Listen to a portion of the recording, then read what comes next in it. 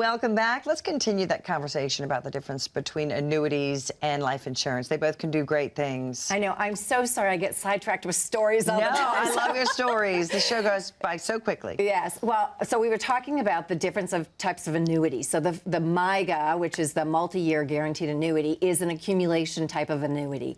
But the guaranteed income annuity is an income annuity that allows you, it's an annuity that you, again, it's a contract with the insurance company. Okay. You give them your money in exchange for an income for the rest of your life. No matter whether that bag of money runs out or not, they are guaranteed and committed to sending you that check for as long as you live. Again, no matter how long that is. So you have taken longevity risk off the table.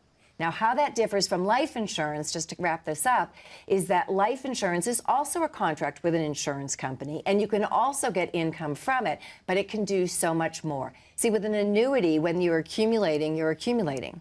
When you're taking distribution, you're taking distribution. Gotcha. You pick. Gotcha. With life insurance, it's the bank of me. If I want to make a deposit, I make a deposit. If I want to make a withdrawal, I make a withdrawal. If I want to put more money in... There's no penalties when you pull money out? No. So you can take it in, take it out, all of that, and there's a death benefit at the end. So at no time are you ever going to spend the last dollar from that account. That's so it's cool. a little different. Yeah. And I want to point out that we talk about balancing your risk, right? And that's essentially what the insurance companies have done by being on the life insurance and the annuity side of the spectrum. Think about this. With life insurance, they are collecting tiny premiums over time. For millions of people. For millions of people, and they know that some point in the future they're going to have to pay out a claim. But on the annuity side, they're collecting a big check knowing that over time they're going to pay little checks along the way. So they hit on both sides. So they've balanced out how they get it and how they give it away, and how they get it and how they give it away. So they've balanced their risk, and so that's why we're able to create greater solutions, because you've got a balanced scale. Whereas if you're solely in the market, your risk is at the mercy of what's happening in the market. You know, we have a client, and I think he's a great client to end this segment with, where we talk about how we utilized our power of three. He had been saving for many years, and he had created a large asset bag. He still had a ways to go for retirement, and he sat down. This was in the 90s, so I was not, in fact, his advisor at the time. But he came in and he said, you know, what other solutions should I be considering beyond the market? Interest rates had started coming down, and he just was really saying, you know, what else can I do? So again, I looked at the entire snapshot and said, where should we start? Let's begin with the end in mind. Did you want to retire with as much money as you could possibly have, or just enough to get by? Which everybody thinks is a trick question, but it's a serious question.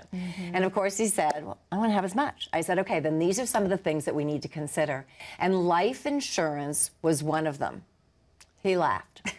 And then he scoffed. Well, over time, again, because it was a great bond alternative, he had stocks, he had bonds, and as interest rates were moving, all of those accounts were also moving. He wasn't in the distribution phase, so I wasn't really concerned about the market fluctuation, but I did want to take some of that risk off the table. Well, it took a couple of years, but I finally convinced him that life insurance would be a perfect asset to add to his portfolio. Roll the clock forward 10 years. Remember we talked about the lost decade? Yes. Okay. Well, he walks into my office. Again, Smitha wasn't with me just yet. He walks into my office and says, do you have a tape recorder? I said, Michael, what do I need a tape recorder for? He says, you're going to want a tape recorder. I said, Michael, what am I going to need? I'm like, I'm getting a little nervous right now. This is scary, yeah. I know. Is it a lawyer thing? Right. Exactly. I said, tell me what you want to tell me. He said, you know that stupid life insurance you told me to buy? Well, I just did the calculations. This was a guy who had graphs and charts for everything. He said that life insurance was the best rate of return of every asset I had in my portfolio over the last 10 years. My assistant's name was Sandy. I said, Sandy, do you have a tape recorder? Get that tape recorder. But what was interesting, and a lot of people, when I say life insurance as a bond alternative, whole life insurance, which was the variety that we had put in place for him, has a 0 deviation, which means nothing to you probably watching. But it means that if the market goes up, it doesn't care. If the market goes down, It also doesn't care because it has no correlation to the stock market. So from 2000 to 2010, when the market went down and the market went up and the market went down and the market finished at the same place it started, all of his charting and all of his investments went up and down and up and down and up and down. Again, but that stayed the same. He was in accumulation, so it didn't matter. But his life insurance actually got a 5% compounded rate of return. Right. So it didn't stay the same. It grew. Isn't that amazing? It was amazing.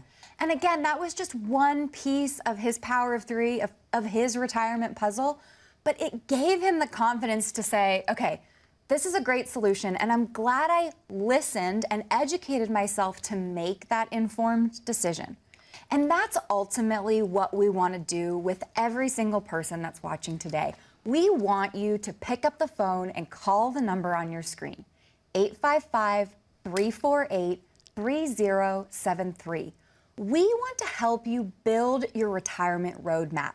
We're going to do an analysis because we want to help educate you to understand exactly what your portfolio is doing right now. We want to give you that GPS snapshot. We want you to have your moment in time.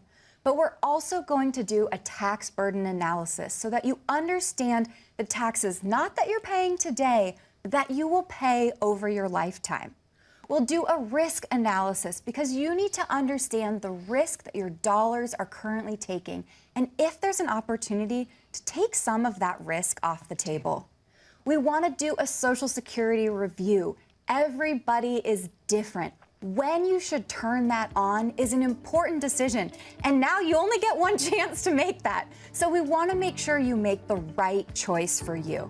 And lastly, we want to look at your legacy plan. You worked so hard for these dollars. We want to make sure that when you're gone, they're transitioned exactly as you desired and not the way that the government did.